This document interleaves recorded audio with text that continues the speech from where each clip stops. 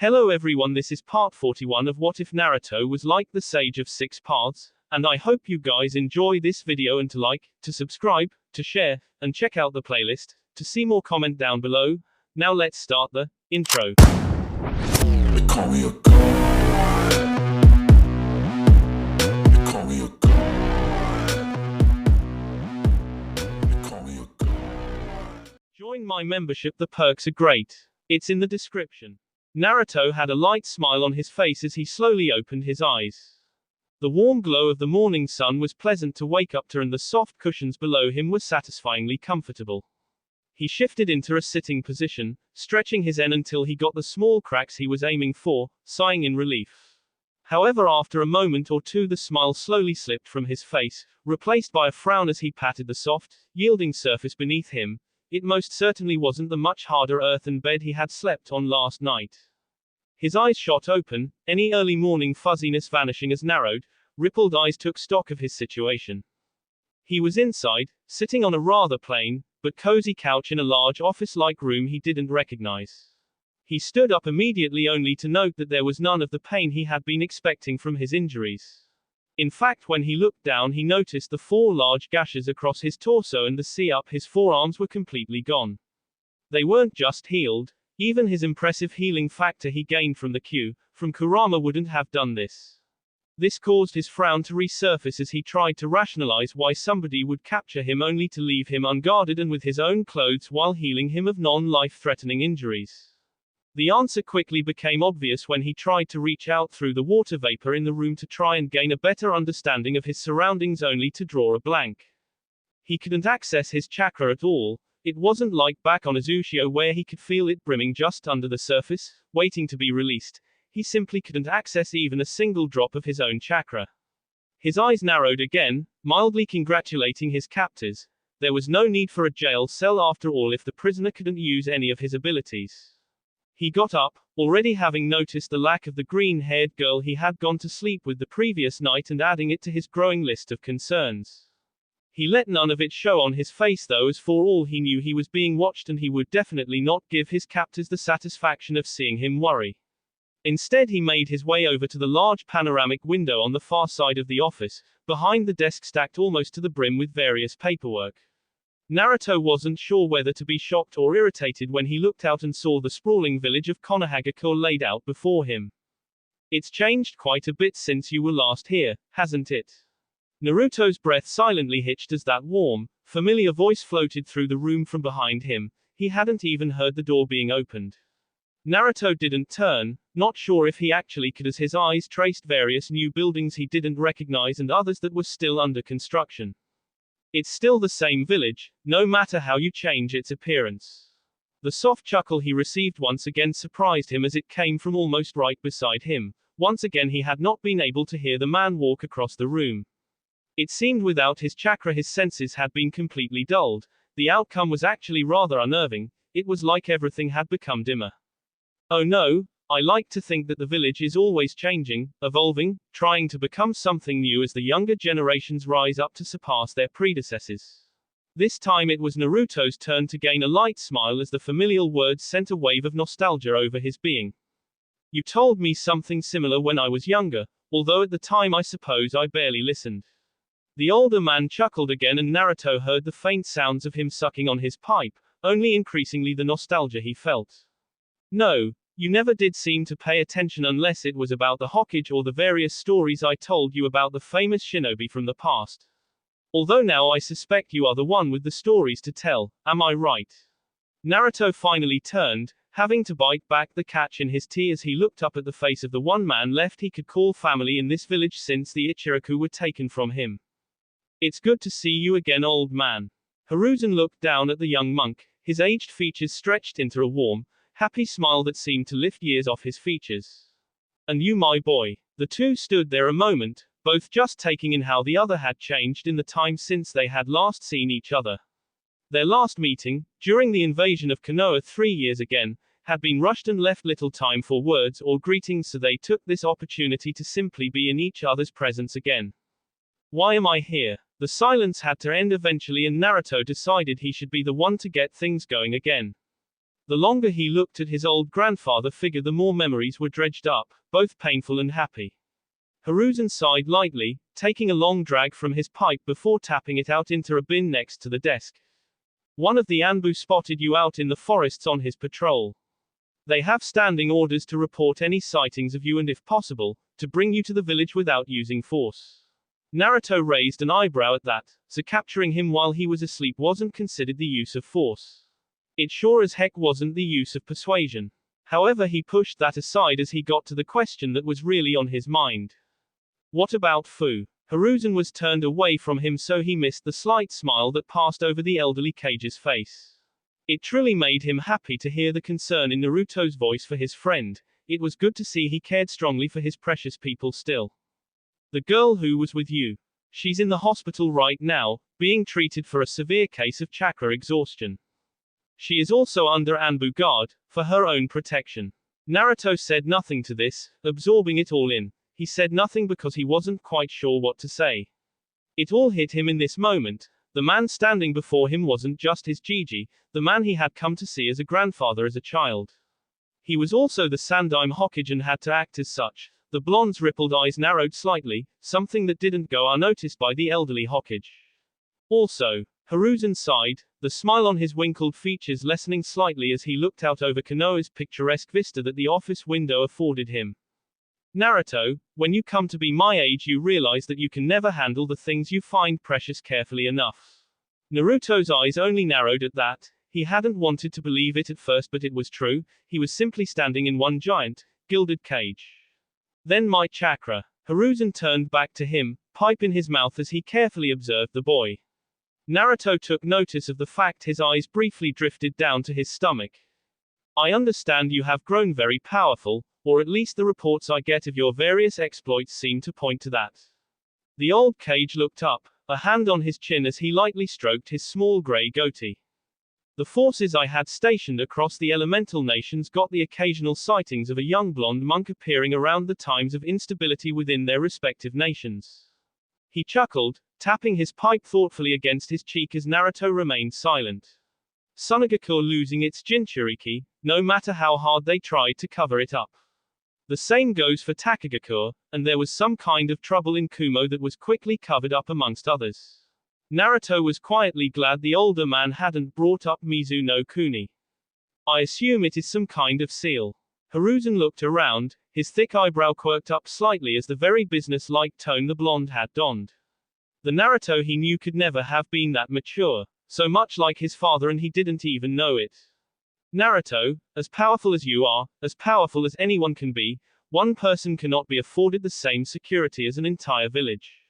Naruto nodded slowly, although his eyes barely disguised the disagreement.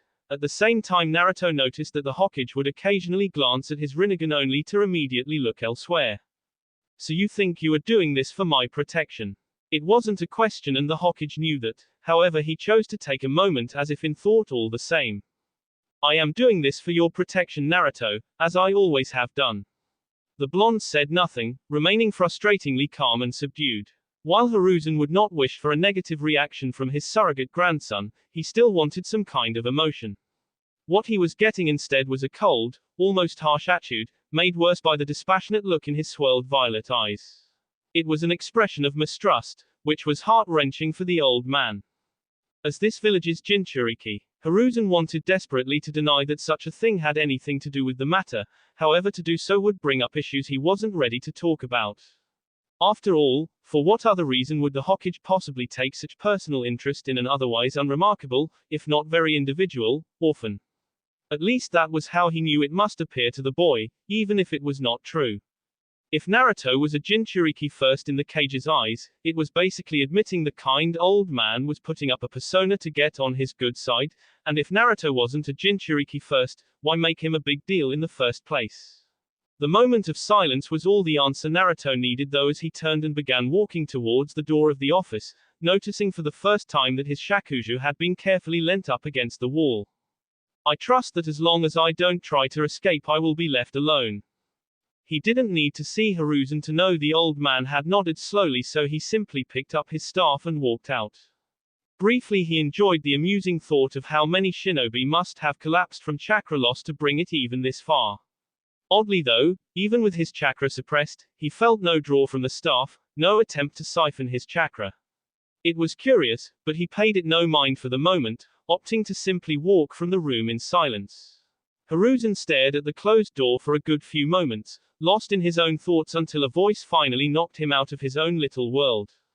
Brr, I feel like the temperature of the room just dropped a few degrees, sensei. The old Hokage sighed, out of frustration or simple exasperation was up for debate. I assume you were listening in the entire time, Jiraiya. The aforementioned Toad Sage hopped into the room from the window, a carefree grin on his face as he rolled to an unnecessarily flamboyant entrance. Of course, sensei, you know me better than that. Hiruzen gave him a non-committal shrug in that way that always seemed to irritate the old sage. And Jiraiya gave a lopsided grin as he casually flopped into the Hokage's chair, playfully spinning around on it a few times. Well, you can't exactly expect me to come to a conclusion from just that, can you? Hiruzen simply leveled an even glare at the younger man, causing his grin to lessen slightly and become sheepish as he rubbed the back of his head. Well, he certainly inherited Kushina-chan's chakra reserves if he can carry that staff around with him. It nearly exhausted me just getting it to the village. Hiruzen sighed melancholically at that, leaning against the desk wearily. And the seal? Did you get a chance to examine it?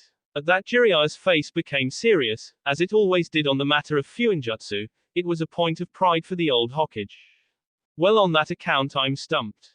Hiruzen raised an eyebrow at that in worry as he looked around at his student. He was a master of Fuinjutsu, and if something was above him, then it was definitely a point for concern. Was something wrong with it? Jiraiya shook his head slowly, bearing a perplexed expression as he stared down at the desk, his mind obviously elsewhere. Nothing, but that's just the thing, it was nearly perfect. Hiruzen's eyebrow raised again, but this time from confusion. Then what's the problem? Jiraiya blinked, coming back from his head as he looked up at the aged Kage. Well, by all accounts the seal should have weakened a lot more by now, at least that's the impression I get from Minato's notes. However, it's perfect, like it had just been applied a few months ago. So either Minato underestimated his own work, which I doubt, or I'm missing something. Hiruzen waved his hand absently at his student, his own expression becoming distant as he thought on the new information. Think on it and I'm sure it will come. In the meantime, try talking to Naruto when you have the chance, you may have better luck than me. At that, Jiraiya nodded before a sly smile found its way onto his features. Of course, but you know it might be a good idea to give the kid some distance right now. He was basically K after all and he knows it. Hiruzen sighed, wishing his student wouldn't put it like that. So I think I'll go do some research while he cools down. A perverted grin came to the man's face as he left the room via the same way he came in, how he always came into the Hokage's office. Once again Hiruzen was left to his own thoughts as he looked out over the panoramic view of his home and the Hokage monument. Particularly he stared up at the face of the man who was supposed to be his successor, drawing strength from it as he so often found himself doing. Minato, I hope I am doing the right thing here. Despite the long time, almost 10 years in fact, since Naruto had properly been in the village, he found he could make his way around easily enough. The paths through the village, both those that would take him in and out of the public eye, were as familiar to him then as they had been as a child. It was simple then for him to take a winding path through various back alleys that kept him away from the village proper. The familiar feel of his shakuju's wooden texture against his hand was comforting in the absence of his chakra as he finally walked out onto a more populated street. He got a few curious looks from passersby, no doubt because of his slightly unorthodox clothing and the unique headband he wore, but nothing more. For the most part, people seemed content to simply ignore him and go about their own business. It was actually slightly unnerving if Naruto was honest with himself. He tried to put that behind him though as he walked through the open glass doors of the hospital, his nose twitching at the various smells of disinfectants and the sterile atmosphere that made him inwardly cringe. He had hated hospitals as a child, too much sitting still and harsh whites that were painful to look at. Well, I figured it was only a matter of time until you decided to show up here. I actually figured it would be sooner. Naruto froze as for the second time that day a familiar voice cropped up behind him, once again taking him by surprise thanks to his limited senses. What? Got nothing to say to your sensei, brat? A large, Genuine smile worked its way over Naruto's lips as he turned to see Tsunade grinning at him from across the reception of the hospital. It was a very heart-warming scene, one he remembered all too well, that was, until he walked over and found something incredible. Oh damn, well if the Gaki didn't get taller. It was true, Tsunade actually had to look up a bit to meet the rippled eyes she was accustomed to. You better believe it's Tsunade-sensei. I guess if you're here I have you to thank for this. He gestured to his scarless sea and forearms with that same smile. It really was good to see Tsunade again, he just needed a familiar face right now. Actually that was Shizune's handiwork. She's really come a long way since we parted ways. Naruto grinned at the thought of seeing Shizune again. Fu would also be happy to see the older girl. They had gained what some might call a pseudo-sibling relationship in their time together. I could say the same for you, what happened to never going back to Konoha?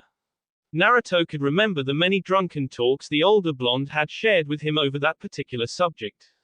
However, Tsunade simply donned a mock-irritated expression as she pulled Naruto into a one-armed hug around his end that was just a little too tight. Yeah well, some little persistent brat just had to come along and change more than a few of my views now didn't he? So you know what, when Sensei offered for me to return, rather insistently I might add, a small vein popped on the woman's forehead as she remembered something obviously irritating, I just didn't have it in me to refuse. She waited for a response only to look down and see that Naruto's face had turned a rather virulent shade of blue.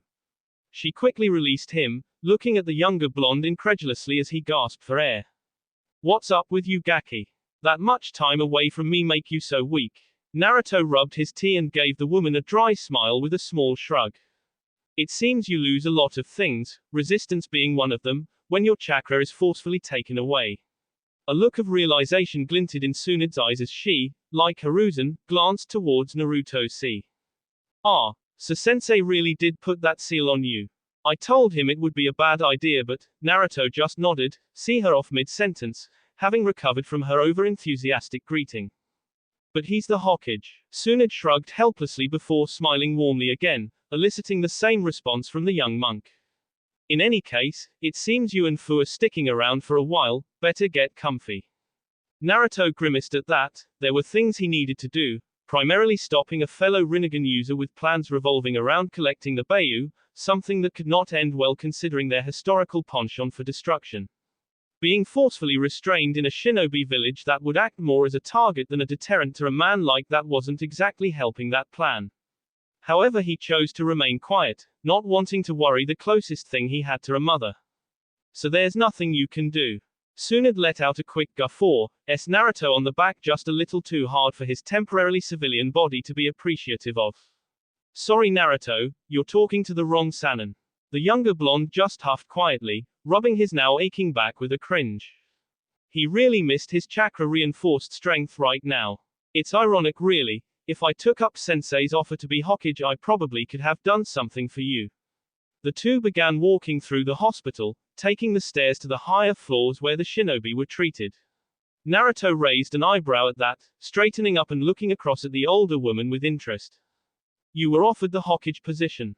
Tsunade nodded with a mildly over-exaggerated grimace, sticking out her tongue for good measure in that childish way Naruto had come to expect from the supposed old woman. Yeah, like I'd take that sucker's job. If Jiraiya can skirt out of it then there's no way I'm taking it on. Kind of a shame though, there aren't that many people you could call qualified in the next few generations. Kakashi maybe, but that lazy scarecrow would never take it up, he's too stuck in the past. That Uchiha kid might have seen it if he hadn't gone all psycho and his clan. Naruto had to frown mildly at Tsunade's rather crass way of summing it up, but he understood she was simply a blunt person, sugarcoating wasn't her thing. She had seen the harsh realities of the world and had lived long enough to realize there was no point in covering them up for others' benefit. So what is he planning on doing? Tsunade grinned conspiratorially at him in a way that distinctly reminded him of the time she had asked him to help play a prank of Shizune because the woman was, quote, far too introverted for her own good and could use some shaking up. The old man's probably cooking up some way to convince me or Jiraiya to take it, but unless the old perv gets that much deserved castration that's been coming to him or Konoha starts to become the sake capital of the elemental nations I'd like to see him try. Naruto had to share a laugh at that. Tsunade had told him a lot of stories from the times when the Sannin were a name to be feared, especially of the Toad Sage's antics. However, more often than not it was Tsunade's reactions or corrections to his behavior she liked to focus on, much to Naruto's chagrin as a man. The two paused as they finally reached a room flanked by two Anbu operatives. However, one look from Tsunade had them both scattering for the shadows. Naruto had to smirk lightly. It would seem that in the hospital Tsunade might as well have been Hokage from the way she was treated. He hadn't missed the various looks and nods of respect the woman had received on their way up from both the shinobi and the staff. It was no wonder too if what he remembered from his own medical training had been applied to the hospital as a whole. Alright, I'll let you in for now, but don't expect too much. I don't know what you put that girl through, but she had quite possibly the worst case of chakra exhaustion I've ever seen. I had to put her in an induced sleep just to get her chakra flowing normally again. Knowing her though, she'll probably be up sometime tomorrow morning. Naruto nodded thankfully as he walked into the small single bedroom, no doubt to make guarding Fu easier. Tsunade turned to leave him alone with Fu before thinking better of it, turning on a heel and lightly grabbing Naruto's arm. Don't you stay in this dreary hospital room all day. I know you may not exactly be feeling the most hospitable towards Konoha right now, but you're here, at least make something of it. Go out, just walk around the village for a while. The older woman smiled knowingly, but not in a condescending manner. Naruto knew she was just trying to be helpful in her own way. Actually, this kind of openly affectionate display would never have happened when they first met, and Naruto felt happy that she could open up to him of all people. You never know what could come from it. With that, the woman finally decided to leave, her twin ponytails swaying behind her as she strutted off, a sense of authority practically flowing from her. Naruto smiled softly as he turned back around, sitting himself down in the single chair set up next to the bed, as if specifically for him. Fu looked peaceful just sleeping there, her sea slowly rising and falling. He gently took her hand and made himself comfortable, tightly locking his fingers with hers as a short, humorless laugh escaped his lips. Well, what have I gotten us into this time, Fu? Naruto wasn't sure where he was going as he aimlessly wandered through the thronging streets of Konoha late in the afternoon. He had stayed in the hospital for a few hours but had grown a little restless just sitting there in a sterile, too-white room.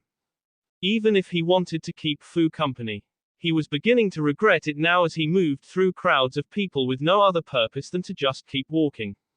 He didn't appreciate the many odd looks he got from people due to his unique appearance, nor the hushed whispers people directed away from him.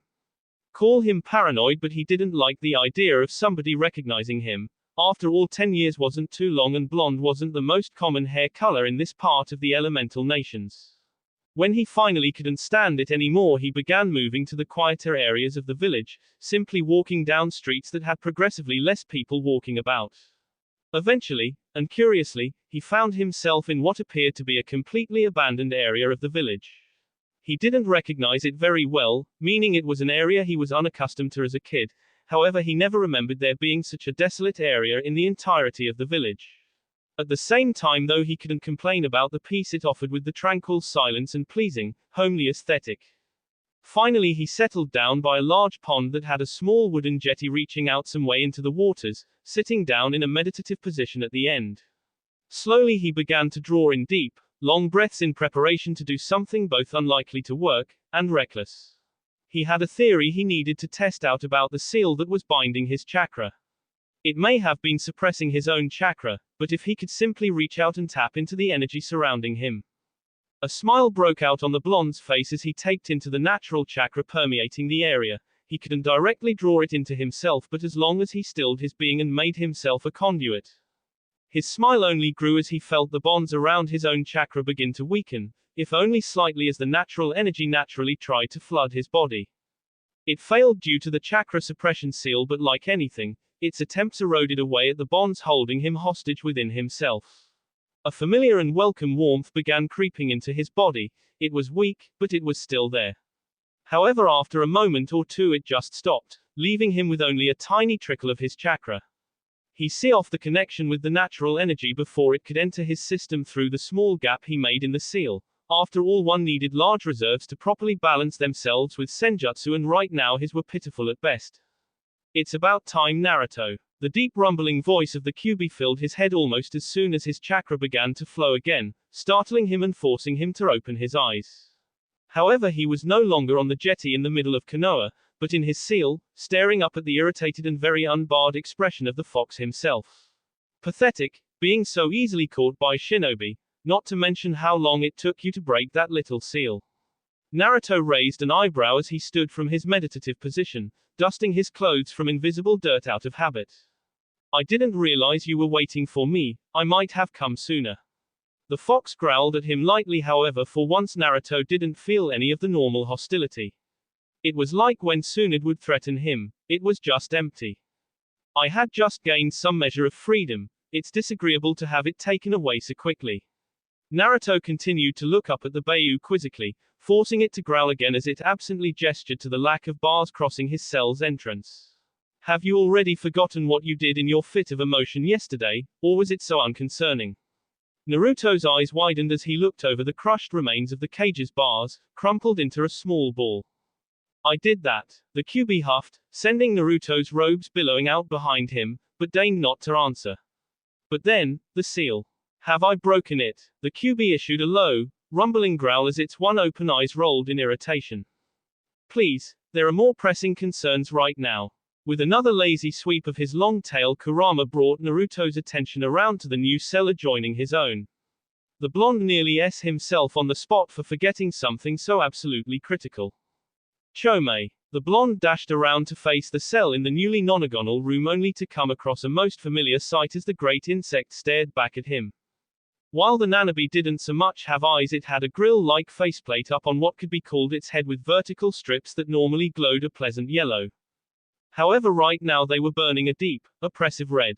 Naruto remembered how this had been with the Sanbi and immediately grabbed the bars of the cell, attempting to forcibly push his chakra into the cell to break the genjutsu over the Bayou. It seemed he was right in his assumption that Toby, or whatever his name was, placed Chome under a genjutsu, which was why he couldn't break Fu out of it directly. No, not now. Naruto once again forced his chakra forward, commanding it to flow through his hands and into the cell. However, with the restricting seal only a pathetic trickle came out, to no effect. Must I really do everything? A great sigh resounded through the seal as Naruto saw one of the fox's long furry tails appear over his head before tapping the metal bars of the cell. All at once the ominous red glow disappeared from the Nanabe's faceplate before it took a few confused glances around the room. Fu-chan. Moments later the beating of its great six wings slowed to a crawl and it collapsed to the floor of the cage in a similar manner to Isabu those 3 years ago. Naruto glanced across at Kurama, noting his distinct lack of effort despite the fact that Naruto had tried to do the same for the Sanbi and nearly collapsed from exhaustion, and it was just the three tails. Admittedly he had gained a lot more chakra since then, but still, it was awe-inspiring to imagine just how much chakra the fox had. Is Chome going to be alright? The QB turned to look at him, observing him carefully for a few moments before nodding slowly. The bug will recover shortly. Chome was not under that accursed eye's influence for nearly as long as the turtle and it is more resilient. In any case that doesn't matter, we need to talk Naruto. For a moment Naruto felt a whole lot smaller as the QB stared him down, an incredibly serious look in his eye. It was eerily quiet within the seal as Kurama fixed his large red eye on the young blonde, as if sizing him up for something. There are a few things we need to talk about. Naruto just nodded straight away. The one thing he had hoped for in his long interactions with the QB were for them to be more open. He wanted to understand the ancient Bayou, all of them, however for as long as he had known him Kurama had always been the obstacle preventing that. He commanded due respect amongst his kin and unfortunately they followed him more than Naruto could ever hope to sway them. Okay, like what? The great fox huffed lightly, only enough to flap Naruto's haori, at the familiar way he now found himself speaking with the blonde. On one level he did feel slightly insulted, on the other hand though, the young monk had proved time and time again that he really did only care for what was best for him and the other Bayou. That Uchiha, or at least the one who bore the Sharingan. He needs to s. Naruto made to speak up at that but he was quickly see off with a deep glare from the fox who was obviously not finished. That accursed mistake of our father's eldest son should have been eradicated a long time ago. Enough time has passed and the longer their stain remains on this world the more lives they will corrupt and poison. Once again the blonde was lightly staggered by the passion the fox had in his utter hatred for the once lofted clan of Sharingan users. You would condemn an entire clan for the actions of just a few. The QB's gaze dropped down to him again, this time burning with some unidentifiable emotion that hid just beyond the S of his pupil. You would defend them, after they us. Naruto frowned, quickly shaking his head. You mean after Madara EU? The fox banged one enormous paw down on the floor of his cell, causing the entire seal room to shudder at his now unrestrained anger. It makes no difference, the Uchiha are a blight, none of them can be redeemed, especially not that one in the mask. He reeks too much of Madara himself. Naruto let out a long breath, trying to clear the situation up a little before the Bijuu's anger got too out of control. It was all well and good riling up the fox when he was young in order to get responses, but back then he had the luxury of a barricade between them. In his current, practically chakra-less condition, he would be nothing more than a speck of dust for the QB's tails to sweep aside. Wait, he paused, thinking on the Bijuu's words. How would you know if he smelled like Madara? The fox turned so that he was fully facing the blonde, lowering himself until they were at eye level and letting out another huff of irritation. He obviously didn't appreciate the conversation deviating from Uchiha. I said before, your actions in destroying this cage door has afforded me certain freedoms. Naruto's gaze became wary, worrying about the possibilities of a Beiyu running around his body unrestrained. Was he going to be hearing voices for the rest of his life? In what way? The Beiyu grinned, it wasn't particularly pleasant smile either. We've become more linked, as distasteful as that sounds. I now hear what you hear, see what you see and even, feel, what you feel. Naruto grimaced at that. He had a feeling this was going to make the time he spent with Fu somewhat awkward if he couldn't get over having spectators. The QB caught the look and growled lightly. Without the bars Naruto could feel the sound reverberate through the floor. I don't appreciate it all that much either. The feelings of your small ninjan body is disorienting to say the least.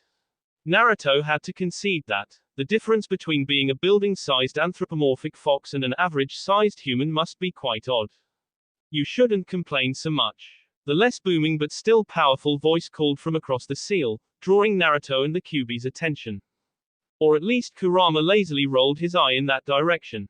Matatabi was standing near the bars to her own cell, suddenly appearing slightly meeker with Naruto's Rinnegan and the QB's commanding gaze solely on her. I would give anything to feel the air on my fur again. Slowly, and in some cases reluctantly, the other Beiyu in the seal began to nod, agreeing with the sentiment, save for Shukaku, but the Tanuki seemed more confused by what was going on than anything. Naruto was a little startled by it all. At that moment he realized just how selfish he had been all this time. So many talks with the Beiyu he contained, playing with Shukaku, chatting with Matatabi about random things, trying to get Isobe to come out of its shell, figuratively at least. He had enjoyed debates with Son Goku over a few heated topics as well as argued with the Gobi until it had finally given Naruto its name, Kokuo. The two now shared a somewhat terse, but workable relationship, similar to how he had been with Kurama at first, which boded well. Saiken confused him greatly and was incredibly quiet, but all the same he tried to talk to the massive slug. However, in all that time had he really missed the underlying and underrated need each of them felt towards their stolen freedom. I'm just as bad as him, aren't I? Kurama looked around, raising his brow as he saw Naruto with his head lowered, a confused, saddened expression across his features. I'm imprisoning you all, never once asking if this was what you wanted. He shook his head slowly, his hand balling into a fist. I tried to rationalize that I was protecting you, that the Akatsuki couldn't get you, but that was just treating you as objects, weapons to be abused. Naruto was shocked out of his small monologue that had grown louder until he was shouting, quite literally. He stared up at the QB, who slowly withdrew his long tail that had knocked Naruto to the floor none too gently. Do not compare yourself to that man. The fox's expression confused the young monk. It wasn't angry, just stern was probably the best way to describe it. That man was a coward, using the gifts given to him by our fathers and abusing it to bend me and others to his will, treating us like house pets. The ancient Beiyu lowered himself until he was as close to eye level as he could get with the blonde. You never chose to have me inside of you, and everything that came after was either your misguided actions as a child, or out of what you thought to be best. The fox seemed to realize just how he sounded at that moment as the stern look was rapidly exchanged for one of mild annoyance. In any case, it is not as though I would wish to be placed in any construct you created through your so-called mastery of the Banbutsu Suzu. Naruto stood up slowly, a frown still marring his features as he thought on what the Kyuubi said. I can still help you, although offer you the same freedom as Kurama has. A few of the Beiyu seemed roused by that, especially Matatabi, and looked ready to agree until the Kyuubi interrupted. That would be a poor idea. The Nibi seemed highly indignant to that as she glared at her much larger brother. You just want the freedom all to yourself. However, the fire seemed to say little as she was once again placed under the fox's full glare. Don't think me so petty, cat. Destroying the bars of my cell was one thing, to do the same for them all. I do not understand the entire concept of this ninja seal, but to damage it so much, a light growl escaped his lips, would be ill-advised. The Yondaime Hokage was clever enough to seal me in here, he would have made countermeasures against such tampering. Naruto looked ready to weigh in, but Kurama had not finished yet, bringing his attention once more around to the blonde. Which brings me to my next point. I assume you have some most likely foolish idea of how to break the bonds restraining your chakra. Naruto seemed just a little indignant at that, frowning to himself. It's not foolish. However, after a moment of the Kyuubi and the rest of the Beiyu staring at him in silence, he reluctantly nodded, eliciting a grunt from the fox. Well, do not. Naruto looked up in surprise. From all his talk of the indignancy of having his chakra restrained, Naruto would have thought removing the seal would be high on Kurama's priorities. Luckily for him, the ancient Beiyu saw fit to explain himself. I believe one of the functions of this cage was to slowly filter my chakra into you over time. Without it, all of my chakra has been open to you. Naruto again looked ready to interject, but once again he was prevented as with another sweeping move the Kyuubi knocked him down again with a lazy flick from his tail. Naruto suspected the old fox was getting more amusement from being able to do that than he was letting on. Yes, I know you have stated your intentions never to use our chakra for whatever prideful reason you possess, but that is far from the point. Right now that restriction seal is the only thing preventing the full might of my own chakra flooding your being.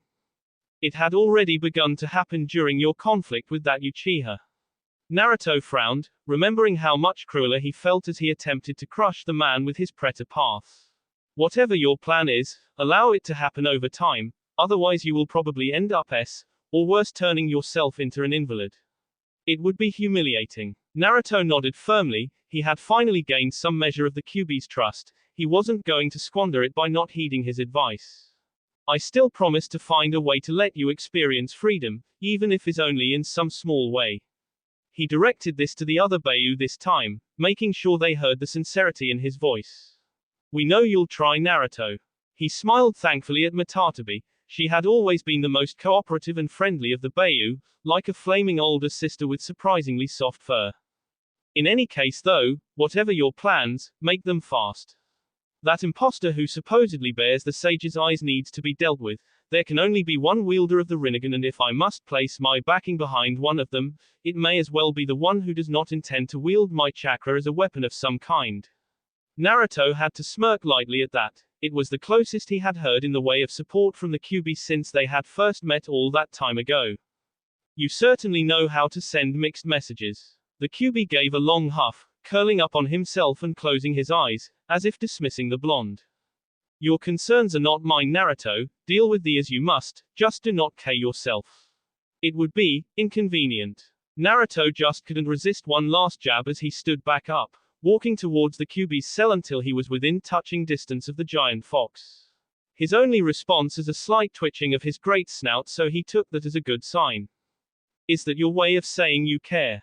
His response was Kurama's eyes cracking open just an inch and leveling him with a glare more intense than he had done for a long time. The blonde just chuckled sheepishly, taking a quick step back as he decided not to push his waning luck. All right, but seriously, does this mean we can talk a bit more now? You won't just rebuke my questions. The eye opened a little wider as the fox was silent for a few moments, studying the blonde lazily. I suppose it depends on how I feel, doesn't it? Naruto grinned, sitting himself down on the floor again as he released a small, unnoticed sigh of relief. Great, because this has been bugging me for a while. Have you been getting bigger or is it just me? The lone open eye continued to search him for a few moments before Kurama let out what sounded suspiciously like an amused huff. The slight upturn of his lips didn't help disguise it either. I suppose you would have to notice sooner or later, wouldn't you? Naruto didn't respond as the Kyuubi took a pause, seemingly collecting itself. This concept of just freely talking with a human was fairly alien to the very old creature. For the longest time it had simply seemed contemptible. Before that he was too feared to ever have been approached by one, and before even that, the large fox released a long breath it hadn't even realized it had been holding before turning its head to look at Naruto. The me you saw when we first met was not all of me, simply the aspect of my yang chakra. I was unbalanced, torn, and more importantly, weak, only possessing half of my full power. Had I been released from your body at that time, even I am not sure what would have happened, although I suppose I would have lacked the ability to construct a solid body for myself. Again Naruto stayed silent, even if he was brimming with questions. This opportunity, of the Kyuubi opening up, seemed too good to ruin. Even the Bayou seemed intrigued after the self-admission of weakness from the prideful brother. What changed? Eventually Naruto did have to speak up. The Kyuubi had remained silent, seemingly in thought, for a good 30 seconds. A low growl escaped the creature's mouth as he fought with himself for a moment before reluctantly lowering his head. I have you to thank for the return of my other half. Silence reigned in the seal as the Bayou stared in shock at the Kyuubi, the very same Kyuubi who had openly admitted his own thanks to another being. When you absorbed my stray chakra from that other monk boy, it contained just a small portion of my yin. It was meager, but it was enough that I could begin culturing it within myself, restoring my full power slowly. The creature looked up for a moment, thinking to himself, I would say in around another half year I will be restored to how I was in my previous Jinchuriki. At that, Naruto's interest was piqued. After all, the Kyuubi was actually being open with him. He no longer felt restricted in what he could say. Previous Jinchuriki. What were they like? Kurama's attention was brought back down, and for a good few moments he carefully scrutinized the boy, gauging something that Naruto couldn't quite figure out. She cared little for me. In fact, I only spoke with her once. It was when she came within herself to tell me to stay quiet, locked away inside of her where my power could cause no hatred. She was just like the others before her, foolishly believing that love was the only way to suppress my power. The Kyuubi seemed ready to continue, but his ears suddenly twitched, a vaguely irritated expression crossing his features for a split second. It seems we are no longer alone. Naruto was about to question what he meant, but when he blinked he suddenly found himself staring out at the tranquil pond, no longer in his seal. Hey, I asked what you were doing here. The blonde blinked again, looking around only to see a boy around his age with dark hair and darker eyes staring at him with a dispassionate, but at the same time irritated, glare. He was covered in bandages, most noticeable around his exposed torso, and was walking with just the slightest hint of a limp, which likely meant he had just come back from a mission. At least Naruto assumed the boy was a shinobi from the headband wrapped around the boy's bicep. He also looked vaguely familiar, although Naruto couldn't quite place it, maybe if the hair was a little different. Hey, you some kind of idiot or something? Naruto blinked once again, realizing he had been staring, and quickly adopted a kindly, apologetic smile. Sorry, I suppose I was a little lost there for a moment. The boy gave a rather unremarkable, vague grunt of acknowledgement, walking a bit closer. What are you doing here? This is Uchiha clan property. Naruto looked around in surprise, finally taking notice of the faded fan insignias he had seen dotted about the emptied district of the village. At the same time he distinctly heard a growl from somewhere in the back of his mind, however he chose to ignore that. Sorry, I didn't realize. I was simply looking for somewhere quiet to meditate for a bit. It's been a while since I had the chance, and this village is just a little overwhelming at times. The boy scrutinized him for a moment before giving a curt nod, however his gaze lingered a bit longer on the blonde's hair. Do I know you from somewhere? Naruto raised a brow at that. So it wasn't just him, however after another second the Uchiha's eyes widened in realization. You were that boy we met in Nami no Kuni. You had that green-haired girl with you. For some reason Naruto wasn't pleased with how the boy had brought up Fu, but he put that aside. Surprisingly Sasuke, if he remembered his name right, sat down next to him on the end of the jetty, looking out over the waters.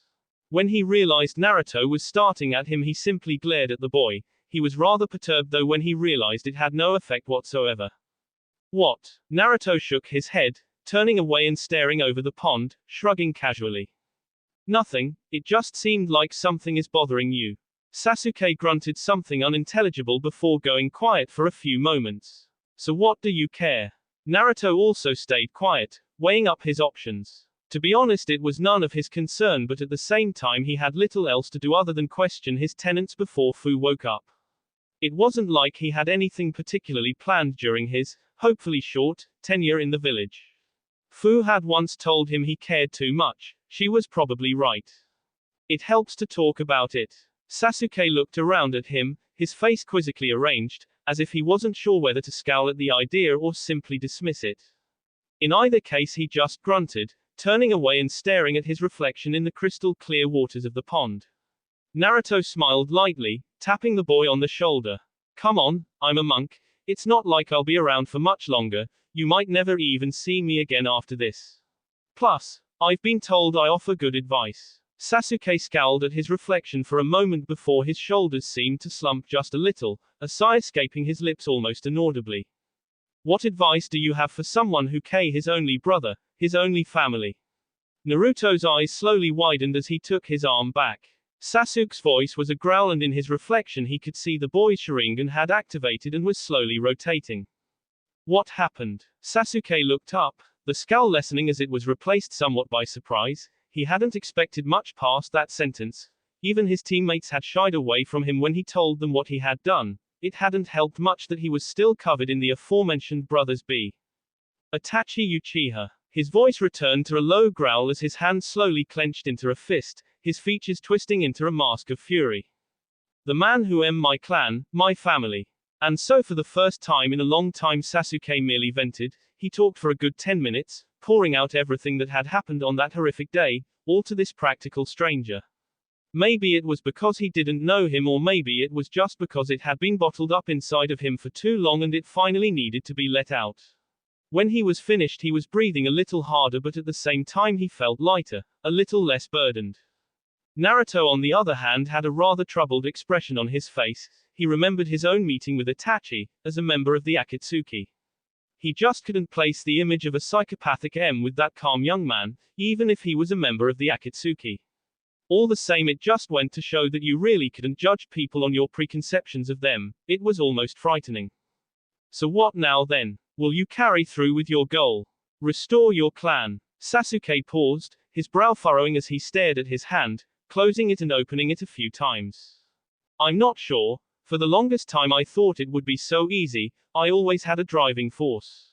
Gain power, become strong enough to challenge Itachi, defeat him and reclaim the honor of the Uchiha before restoring my clan to how they should be. Naruto once again heard a quiet snort from the back of his mind and once again chose to ignore it. He had meant what he said to the Kyuubi, about not immediately dismissing a clan for the actions of a single man like Madara. But, Sasuke nodded slowly, still just staring at his hand. He could still see it, feel it even, the B of his brother. Absently he raised a hand and gently touched his forehead, remembering Itachi's smile in his last moments. He nearly jumped when he felt Naruto's hand on his shoulder, the blonde smiling sadly. It wasn't what you were expecting, right?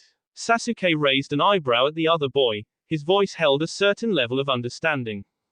I may not be able to compare to losing my entire family in a single night, but as advice from someone who has experienced both the horror of loss and the hollow feeling of revenge, don't push people away. Sasuke blinked as Naruto stood up, feeling compelled to join him as the two stood on the end of the short pier.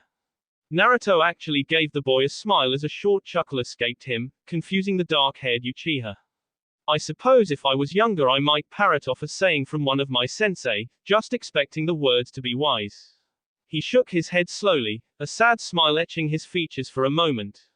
However, words spoken that aren't yours are just as hollow as a Pyrrhic victory, so I'll say something that I spent a long time thinking about after the man who took away the first girl I loved. If Sasuke seemed shocked that Naruto had a man, just a blonde monk he had never really thought much of during that time in Wave, he didn't show it. He saw it in the blonde's expression, the way he held himself. He could see the loss the other teen had suffered, just like him. However, he did show surprise when Naruto finally looked up, capturing him for a moment on those vibrant rippled eyes. Don't push away the people closest to you. It doesn't make you stronger to carry your burden alone. While no amount of time will wipe away the memories, having people to stand by, to care for you, will make them seem just that little bit less important. Sasuke blinked, snapping himself out of his semi-trance at the surprise over the blonde having a dojutsu. He had never managed to see his eyes in Nami. However, before he was able to reply, he was see off as a new voice entered the picture. Hey Sasuke. The Uchiha turned to see Sakura and Kiba running up to him, although it appeared more like Sakura was dragging the Inuzuka along with her against his will. When they stopped, Sakura smiled brightly at the young clan heir as she pushed Kiba forward, rather forcefully too. Sasuke, I'm glad we found you. Kiba and I had something we wanted to ask you. She leveled a particularly frightening glare at the young dog lover, at least to those who knew of Sakura's temper. Didn't we, Kiba? Kiba quickly nodded, his eyes widened in fear, unable to turn away from Sakura's frightening visage until she turned to smile sweetly at Sasuke. Yeah, I guess, if you want to go get some akisoba or something, I suppose, ow. The brown-haired boy lightly rubbed the back of his head, glaring weakly at Sakura, who simply continued to be the picture of utter innocence, clenched fist hidden behind her back notwithstanding, of course. We would like it if you came along. Kiba rolled his eyes as he finished, already predicting his Uchiha teammate's typical response of a disinterested, frustratingly vague grunt. Yeah, sure. Kiba waved his hand nonchalantly, already turning to leave. I told you he wouldn't go for it, Sakura, but you just didn't lease. The Inuzuka paused for a moment, the gears in his head visibly turning for a moment to the point where smoke was almost visibly pouring from his ears. Wait, what? Sasuke just nodded, hands in his pockets as he projected as good an air of disinterest as he could. I said I'll go, just let me. He turned to say one last thing to Naruto only to find that the blonde had somehow vanished while he was distracted. Never mind, let's just go. Akisoba right. Kiba just nodded dumbly as he allowed Sasuke to walk right by him, a dumbfounded expression firmly plastered on his face.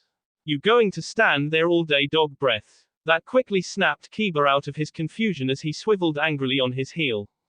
Hey, who you calling, ow?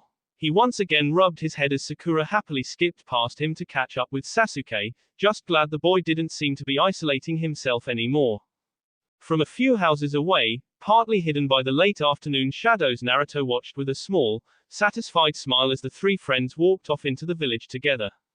Even if Sasuke seemed a little cold, he hoped the short talk would at least help the boy to think and come to his own conclusions. The team was at a dangerous crossroads, but Naruto was certain with the support of his friends he would make the right choice. Naruto had been there as well, and without the people he cared about he could have taken a wholly different and much darker past. His Yami half was proof enough of that. I still say my method would be easier. The little Uchiha wouldn't have to worry about turning to a darker path if his head was a few hundred feet from his body. Naruto grimaced as he placed two fingers on his temple, feeling a slight headache coming on as he walked back into the village in the direction of the hospital, or more specifically Fu. Having Kurama speaking directly to him without having to enter the seal was definitely going to have to take some getting used to, especially if it was only to make comments like that. Naruto was roused from his light sleep not by the rays of the early morning sun through the hospital room's blinds, but as the hand he was holding suddenly tightened its grip. Instantly the blonde was alert as Fu stirred, her amber eyes blinking open to the side of messy blonde hair and concern-filled violet eyes that had her naturally smiling. However, like him, she immediately noticed the comfort of the bed beneath her, a stark contrast to what she could remember, which was not all that much, and her smile slipped away. Naruto, what happened? Where are we? She sat up only to have her head swim at the sudden elevation. Her body felt a lot lighter all of a sudden and strangely cold. It took the better part of the morning for Naruto to explain what he knew of the previous 2 days' events, including her control by the unknown Uchiha, her attacking him, which he played down greatly for her own benefit, and the capture by Konoha. By the end of it, the girl had donned a deep, thoughtful expression that the monk knew to mean she was thinking everything through carefully. I see, then for now we are captives in Konohagakure, but we are able to move around freely. I presume there is a similar seal on me as there is on you. Naruto shrugged. He wouldn't have imagined Tsunade allowing something like that to occur under her watch, but then again, who was to say how long it had been until Fu was placed under her care? However, Naruto couldn't help but feel concern for the mint-haired girl. Her voice seemed a little hollow after the revelation that the Nanbi was no longer inside of her. Fu. The girl looked up at him, smiling with melancholy on her soft features, squeezing his hand for comfort. You don't need to feel so worried, Naruto. I will miss Chome, but it is not as though we will never meet again. Naruto returned the smile, nodding quickly. As a former Jinchuriki, it wasn't out of the realm of possibility that she could be drawn into the shared mindscape of the Bayou. But then, there is no chance of returning her to me. I still want to help carry your burdens however I can, even if I do not see the Bayou as such. Naruto shook his head slowly, his gaze turning downwards. He had plenty of time to think about this and talk to Kurama while Fu was asleep. No. When Chome was extracted, the seal that bound her to you was rendered useless and basically fell apart. Without it, I would just be forcing her chakra into your system, most likely KU. Fu just nodded her understanding. Neither of them were seal masters to say the least, and she doubted Konoha would lend them one just to perform a trivial switching of Jinchuriki. She sighed slowly before swinging her legs out so that she could stand up, Naruto instinctually rising with her, her hand still grasped firmly in his own. She briefly looked down at that connection, faltering for a moment as she found herself unable to lift her head back up to meet his eyes. Naruto, I'm sorry. Naruto smiled confusedly at her, drawing her in closer only for her to take a step back. She didn't let go of his hand though. For what, Fu? If anything, I should be apologizing. Fu quickly shook her head, still unable to lift her gaze. No. I attacked you. I can't imagine how it must have felt to have to fight me. I could never. She didn't finish, but Naruto knew what she meant. Already with Shizuku, and now with me. I should have been faster, not fallen for that man's trap. Naruto felt the grip around his hand tighten when she mentioned the unknown Uchiha. However, anything more Fu might have said was see off as Naruto pulled her in close, carefully wrapping her up in his embrace. Fu, please, you're safe and alive. That's all that matters. A solitary tear wound down the contours of the former Jinchuriki's face as she accepted the hug, pulling her body as close to Naruto's as she could manage, a short laugh escaping her lips. Maybe this isn't so bad after all, being captured. Naruto raised a quizzical eyebrow but let the girl continue. He was certain she was probably just venting. Perhaps, for a little while, we could just pretend to be normal. No chakra, no life-changing journey for peace and understanding, no Akatsuki hunting us. Naruto sighed into the girl's hair, a light, saddened smile on his face. Fu. Another laugh escaped the mint-haired girl's lips, although it sounded more like a sigh than anything else. I know, it's selfish, too selfish, but, she slowly released the blonde. Stepping back a moment before gently raising a hand to brush against the blank headband he wore, you bear so many burdens, carry so many dreams on your back. She gently slid the horned headband off his head, smiling lightly when his messy hair fell about his eyes. That just this once, she reached around and gently removed his earring, quickly following it by slipping the necklace she had given him over his head. You can just be Naruto Uzumaki. Quote. Finally she took the shakuju he held in his other hand, gently prying it from his grasp before setting it to one side against a wall, and nothing else. Naruto had a vaguely amused smile playing across his face, quickly mirrored by the girl in front of him. Normal. Fu nodded slowly, their eyes never leaving one another. Either they had gotten exceptionally good at hiding their pain, or they had really gone a little bit insane to be smiling after everything they had just been through. It was most likely combination of the two if they were being perfectly honest with themselves. For just a few days. Naruto looked up thoughtfully. He needed a while to slowly integrate Kurama's chakra into his system anyway, and Fu would no doubt require time to grow accustomed to the sudden change of not being a Jinchuriki. I suppose that wouldn't be too bad. What's the worst that could really happen in a few days? Deep metallic gray eyes opened slowly, revealing the concentric rings around the small pupil as the owner of the eyes looked up from their thought, the rain falling across their face not bothering them in the slightest as they felt a presence approach. Zetsu, their voice was deep, the kind that naturally commanded attention, yet oddly emotionless, more appropriate for a puppet. I assume you coming here means the Kyuubi Jinchuriki has finally stopped moving. The completely black being behind the owner of the rippled eyes nodded, his single yellow eye betraying nothing. Yes, Pain-sama, he is currently in Konoha. If Pain had been any other man he might have laughed from the irony. However, the stoic leader of a megacorps merely stood, his long black cloak, proudly adorned with red clouds flapping in the wind and rain. How appropriate. Zetsu shuffled uneasily behind the orange-haired man, the black being always felt uneasy in this man's presence. Should me and Toby go capture him? The smallest of smiles slowly played across Am's leader's features. No, I think I will go myself this time. It was only after Zetsu left after a quick nod that Pain returned to his musings, staring out over the rain-swept vista of his village. So, the two legacies of the sage finally meet. I wish to see your convictions for myself, Naruto Uzumaki. That will be all for this video. Be sure to like, subscribe, share, and comment down below for more videos. Goodbye.